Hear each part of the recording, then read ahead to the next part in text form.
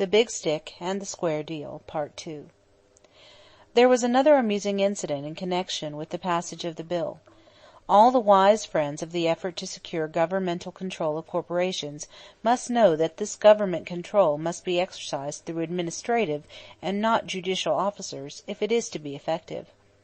Everything possible should be done to minimize the chance of appealing from the decisions of the administrative officer to the courts. But it is not possible constitutionally, and probably would not be desirable anyhow, completely to abolish the appeal. Unwise zealots wish to make the effort totally to abolish the appeal in connection with the Hepburn Bill. Representatives of the special interests wish to extend the appeal to include what it ought not to include. Between stood a number of men whose votes would mean the passage of, or the failure to pass the bill, and who were not inclined towards either side. 3 or 4 substantially identical amendments were proposed, and we then suddenly found ourselves face to face with an absurd situation.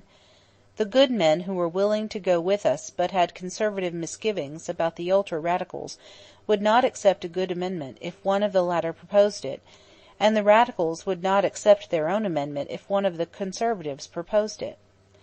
Each side got so wrought up as to be utterly unable to get matters into proper perspective, each prepared to stand on unimportant trifles, each announced with hysterical emphasis, the reformers just as hysterically as the reactionaries, that the decision as regards each unimportant trifle determined the worth or worthlessness of the measure. Gradually we secured a measurable return to sane appreciation of the essentials. Finally, both sides reluctantly agreed to accept the so-called Allison Amendment, which did not, as a matter of fact, work any change in the bill at all.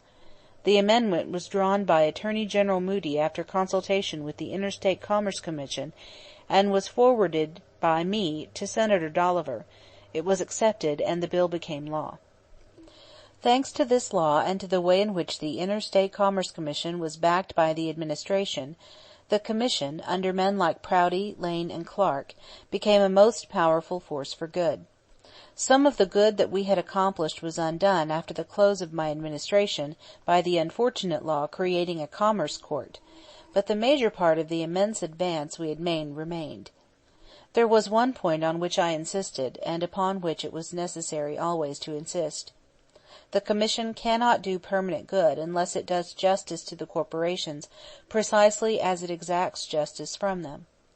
The public, the shippers, the stock and bondholders, and the employees all have their rights, and none should be allowed unfair privileges at the expense of the others.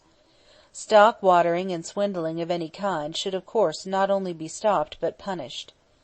When, however, a road is managed fairly and honestly, and when it renders a real and needed service, then the government must not see that it is not so burdened as to make it impossible to run at a profit. There is much wise legislation necessary for the safety of the public, or, like workmen's compensation, necessary to the well-being of the employee, which, nevertheless, imposes such a burden on the road that the burden must be distributed between the general public and the corporation, or there will be no dividends.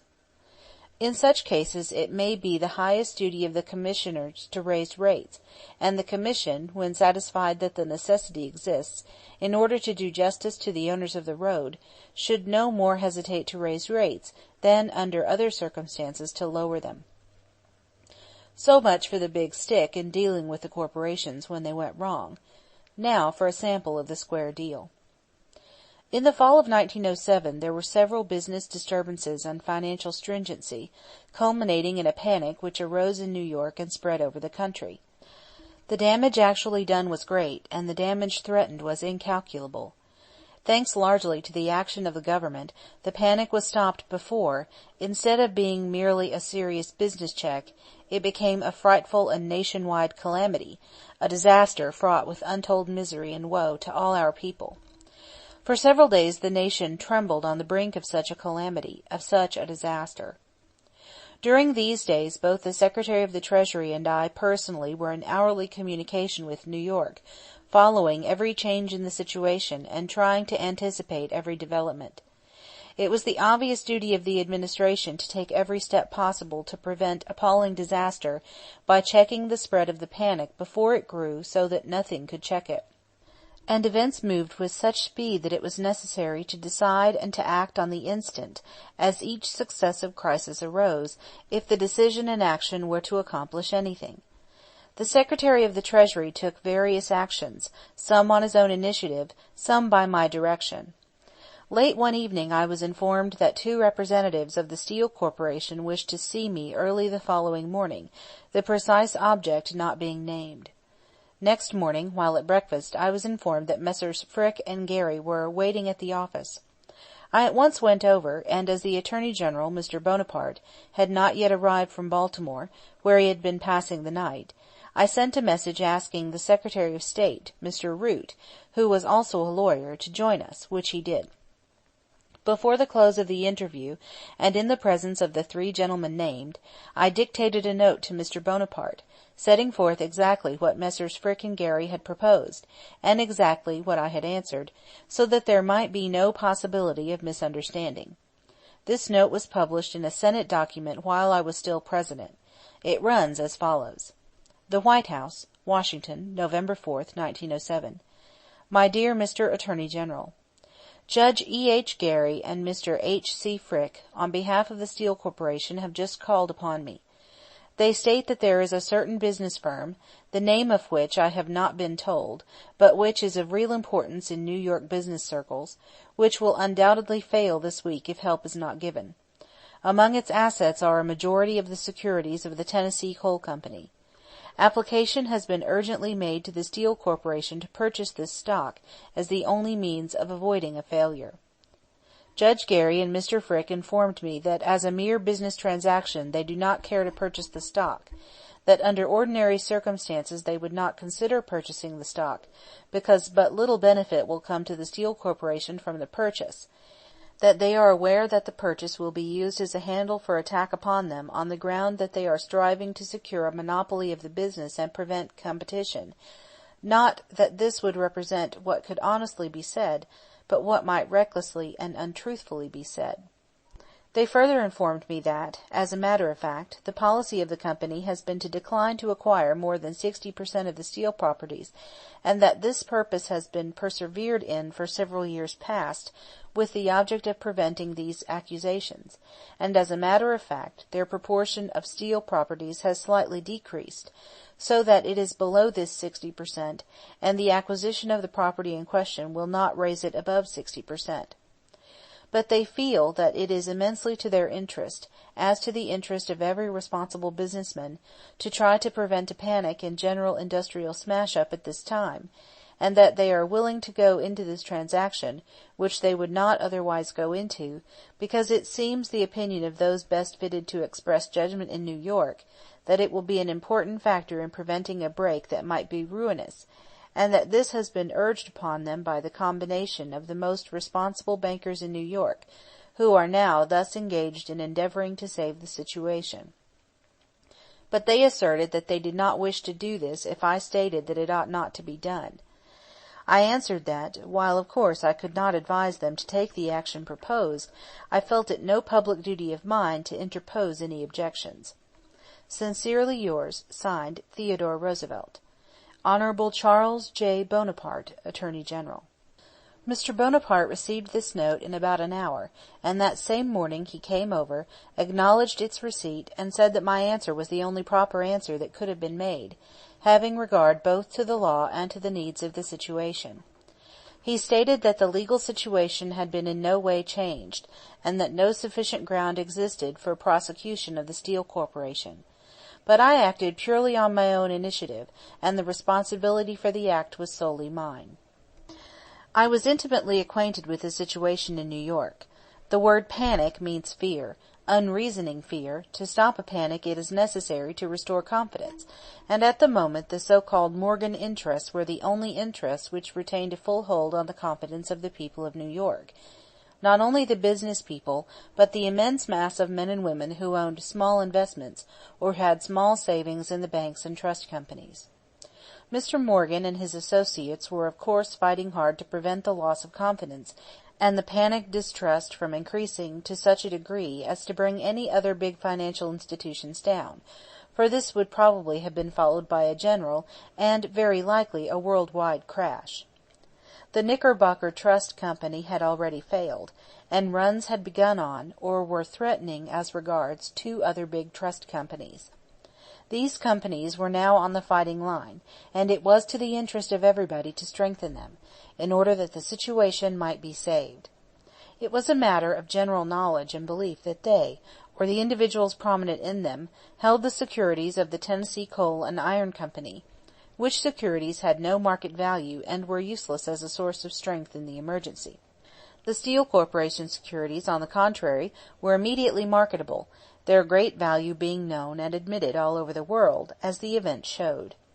The proposal of Messrs. Frick and Gary was that the Steel Corporation should at once acquire the Tennessee Coal and Iron Company, and thereby substitute, among the assets of the threatened institutions, which, by the way, they did not name to me, securities of great and immediate value for securities which at the moment were of no value.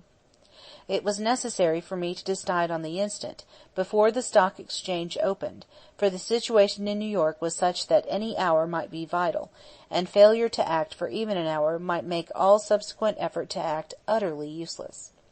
From the best information at my disposal, I believed, what was actually the fact, that the addition of the Tennessee Coal and Iron property would only increase the proportion of the Steel Company's holdings by about 4%, making them about 62% instead of about 58% of the total value in the country, an addition which, by itself, in my judgment, concurred in, not only by the Attorney General, but by every competent lawyer, worked no change in the legal status of the Steel Corporation. The diminution in the percentage of holdings and production has gone on steadily, and the percentage is now about 10% less than it was 10 years ago. The action was emphatically for the general good. It offered the only chance for arresting the panic, and it did arrest the panic. I answered Messrs. Frick and Gary, as set forth in the letter quoted above, to the effect that I did not deem it my duty to interfere, that is, to forbid the action which more than anything else in actual fact saved the situation. The result justified my judgment. The panic was stopped, public confidence in the solvency of the threatened institution being at once restored. Business was vitally helped by what I did. The benefit was not only for the moment, it was permanent. Particularly was this the case in the South.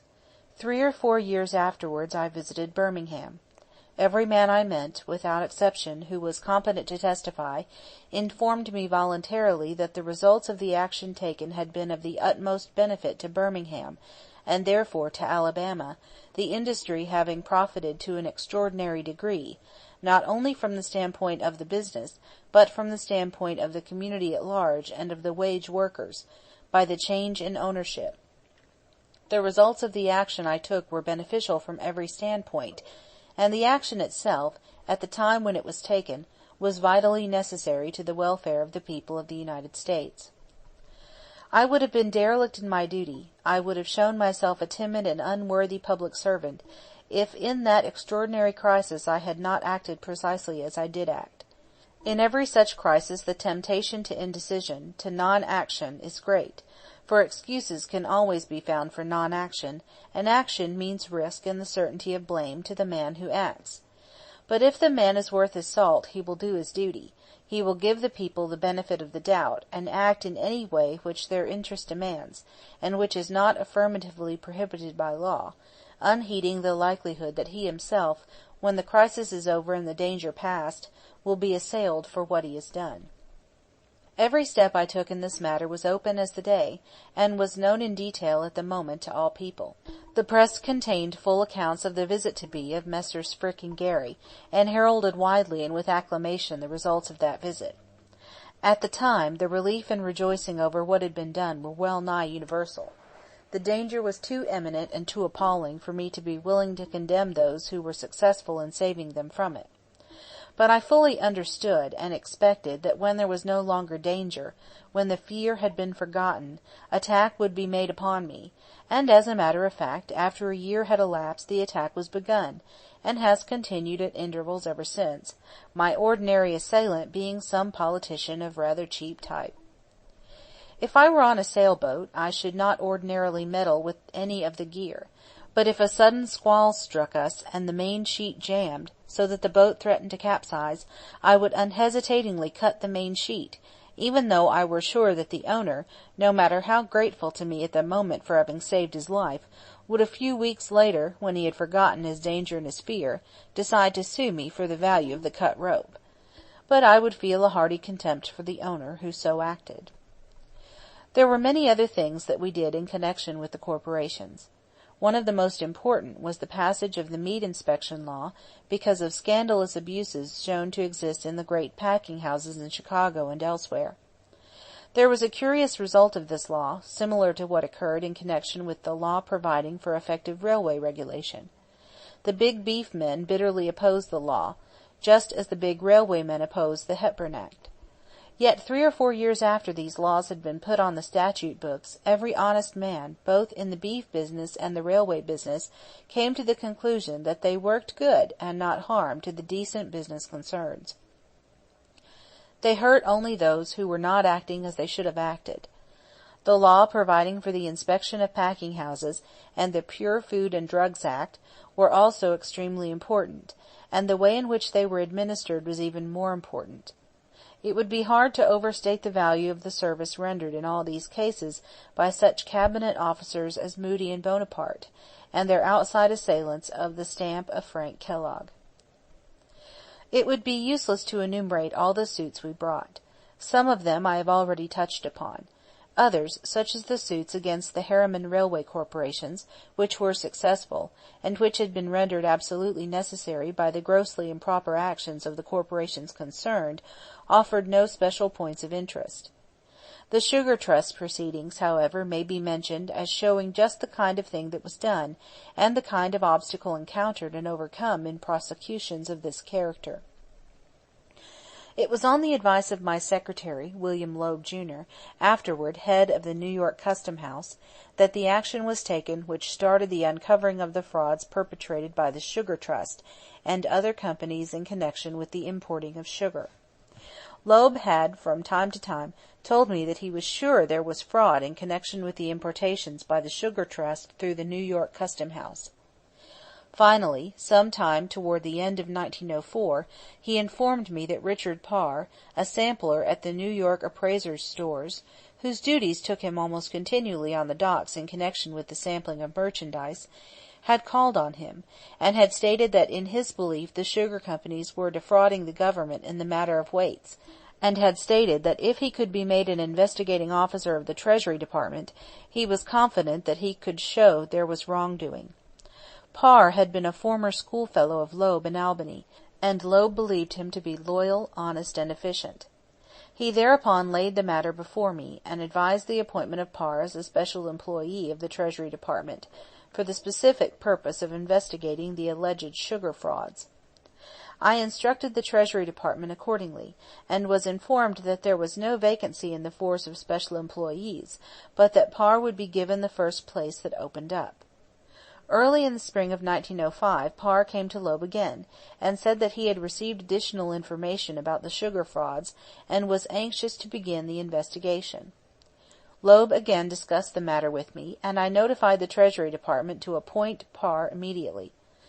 On June 1, 1905, he received his appointment, and was assigned to the port of Boston for the purpose of gaining some experience as an investigating officer.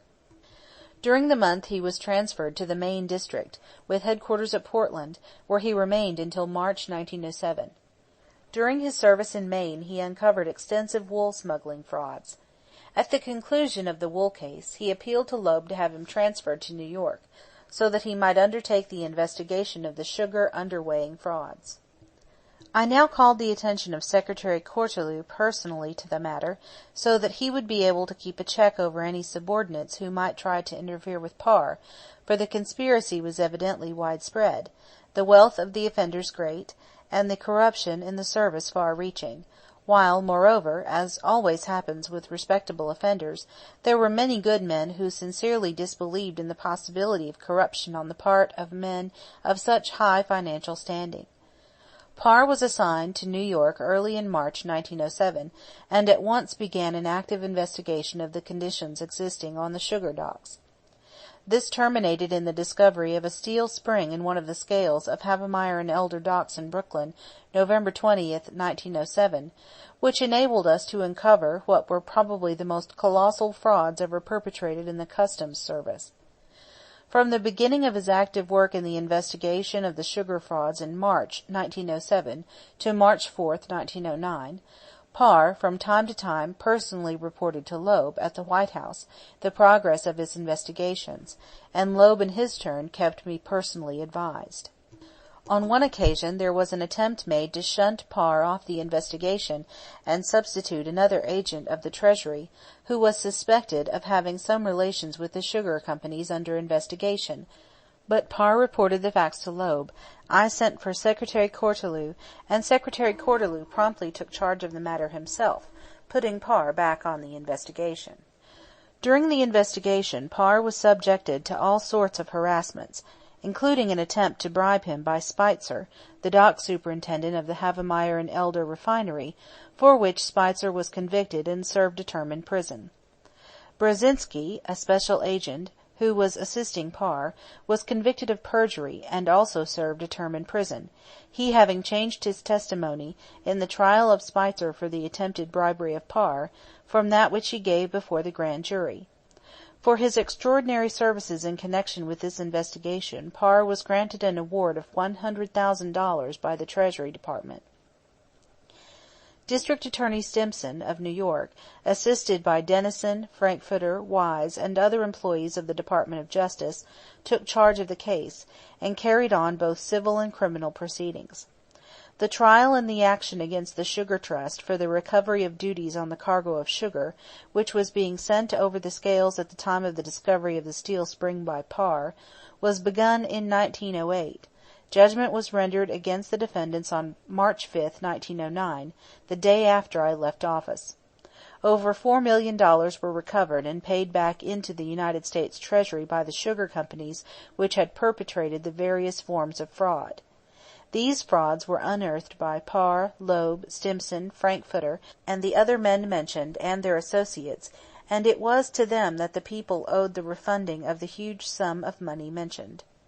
We had already secured heavy fines from the Sugar Trust and from various big railways and private individuals, such as Edwin Earle, for unlawful rebates. In the case of the chief offender, the American Sugar Refining Company, the Sugar Trust, criminal prosecutions were carried on against every living man whose position was such that he would naturally know about the fraud. All of them were indicted, and the biggest and most responsible ones were convicted. The evidence showed that the president of the company, Henry O. Havemeyer, virtually ran the entire company, and was responsible for all the details of the management. He died 2 weeks after the fraud was discovered, just as proceedings were being begun. Next to him in importance was the Secretary and Treasurer, Charles R. Heike, who was convicted. Various other officials and employees of the Trust, and various government employees were indicted, and most of them convicted. Ernest W. Gerbrocht, the superintendent of one of the refineries, was convicted, but his sentence was commuted to a short jail imprisonment because he became a government witness and greatly assisted the government in the suits. Heike's sentence was commuted so as to excuse him from going to the penitentiary, just as the penitentiary sentence of Morse, the big New York banker, who was convicted of gross fraud and misapplication of funds, was commuted. Both commutations were granted long after I left office. In each case the commutation was granted because, as was stated, of the prisoner's age and state of health. In Morse's case the President originally refused the request, saying that Morse had exhibited fraudulent and criminal disregard of the trust imposed upon him, that he was entirely unscrupulous as to the methods he adopted, and that he seemed at times to be absolutely heartless with regard to the consequences to others, and he showed great shrewdness in obtaining large sums of money from the bank without adequate security and without making himself personally liable therefor. The two cases may be considered in connection with the announcement in the public press that on May 17, 1913, the President commuted the sentence of Louis A. Banks, who was serving a very long penitentiary sentence for an attack on a girl in the Indian Territory. The reason for the commutation, which is set forth in the press, being that Banks is in poor health. End of chapter 12, part 2.